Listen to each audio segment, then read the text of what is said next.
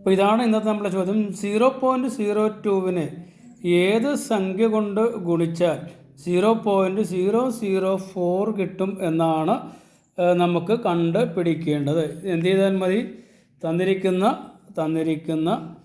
0.004നെ തന്നിരിക്കുന്ന 0.004നെ 0.02 കൊണ്ട് ഡിവൈഡ് ചെയ്താൽ മതി. ഇവിടെ നിങ്ങൾ നോക്കിയേ, ഇവിടെ ഡെസിമൽ കഴിഞ്ഞ് 3 സ്ഥാനമുണ്ട്, ഇവിടെ ഡെസിമൽ കഴിഞ്ഞ് 2 സ്ഥാനമുണ്ട്.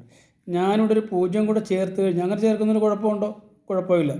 0.02 എന്ന് എഴുതുന്നത് ഒരു 0 ചേർക്കുന്നതും തമ്മിൽ യാതൊരു വ്യത്യാസവുമില്ല. അപ്പോൾ ഇപ്പോൾ നമ്മൾ ഡെസിമൽ കഴിഞ്ഞ് 3 സംഖ്യ ഇവിടെ കിട്ടി, ഇവിടെയും ഡെസിമൽ കഴിഞ്ഞ് 3 സംഖ്യ കിട്ടി. നമുക്ക് ഈ ഡെസിമൽ 3 സംഖ്യ കഴിഞ്ഞിട്ടിട്ടാലോ 1, 2, 3 ഡെസിമൽ മാറ്റിയിടുമ്പോൾ ഇവിടെ 4 എന്ന് കിട്ടും. ഇവിടെയും 3 ഡെസിമൽ മാറ്റി കഴിയുമ്പോൾ 1, 2, 3 എത്ര കിട്ടി? ഇവിടെ 20 എന്ന് കിട്ടി.